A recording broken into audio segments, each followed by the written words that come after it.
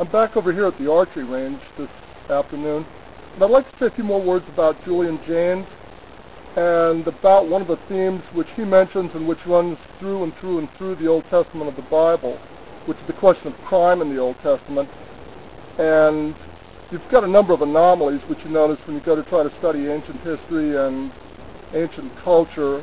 I mean, you've got astral religions, and the two chieftain gods of these astral religions are always Jupiter and Saturn, and not the sun and the moon, which is what you would expect. You've got another anomaly regarding crime, and that is the things which we would regard as major crime, rape, robbery, murder, train robbing, bank robbing, arson, all these kinds of things, relatively minor crimes in the Old Testament.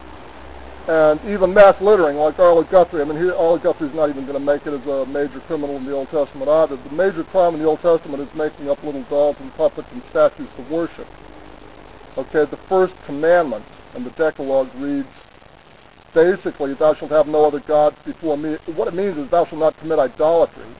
Thou shalt not worship idols, okay? And there's a reason for this.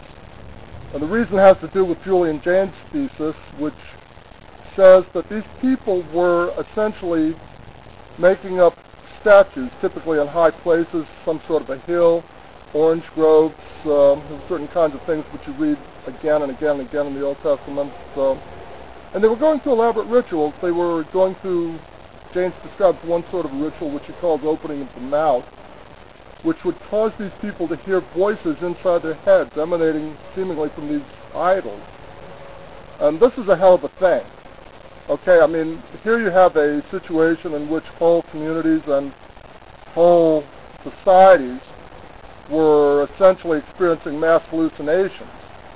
And, you get the kind of a thing that Sam Berkowitz, or not David Berkowitz, the son of Sam, that you read about, was experiencing. He's got a voice inside his head which you can't really disobey. And you've got a problem there. You can't get away from a voice which is inside your head. Now, the question is, like what exactly is going to happen?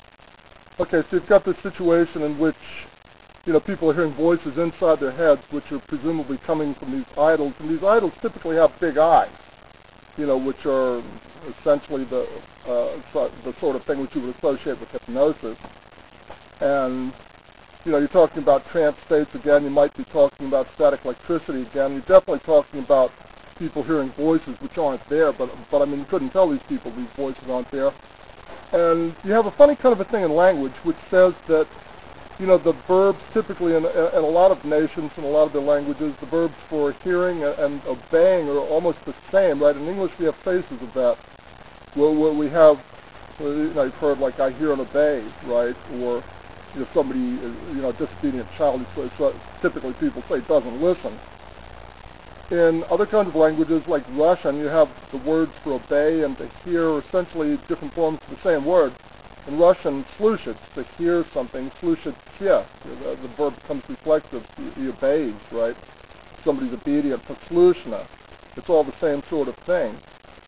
And this gets to be a problem if these inner voices are telling you to go out and kill people, like the son of Sam, or they're telling you to sacrifice children, and that goes on again and again and again in the Old Testament. You read about people making sons and daughters to pass through the fire to Moloch or to Baal, and that's a problem.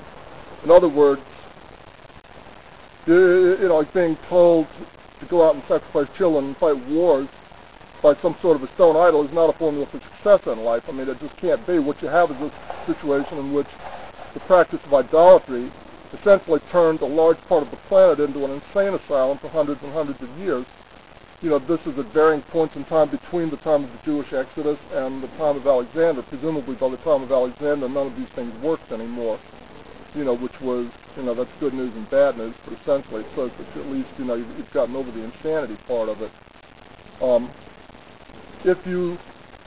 I guess where's the easiest place to start with something like this? You basically find a copy of the King James Bible online, download it, you get it into some sort of reasonable text editor that has like Control-F-C, right? Just do a search on idols, right? And again and again and again, what you'll find is every other page, you've got the Lord destroying some sort of a whole town or village or some sort of a city or whole country for idolatry. And it just goes on and on and on. I tried doing that, and I got to about 10 pages worth of that sort of stuff, and then I stopped, right? I mean, to read you just a little bit of it, Exodus, I mean, it starts as soon as the Jewish Exodus. Take heed to thyself, lest thou make a covenant with the inhabitants of the land whither thou goest, lest it be for a snare in the midst of thee. But you shall destroy their altars, break their images, and cut down their groves, orange groves and idols. Always these things occur together, high places, groves. And I will destroy your high places and cut down your images and cast your carcasses upon the carcasses of your idols. My soul shall abhor thee. This is Leviticus 26.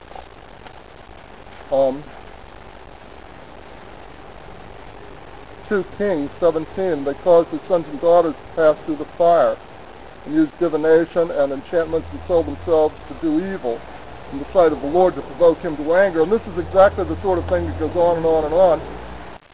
At any rate, these are the old religions, right? I mean, these are the kinds of things that the New Age people want to bring back. And, I believe it comes from, not having gotten terribly close to history books over a long period of time. They don't really know what they're dealing with. I mean, the good news is that they're not, bringing all this stuff back is not really possible in our age and times. Nonetheless, I mean, you shouldn't want to. Good enough. Take care.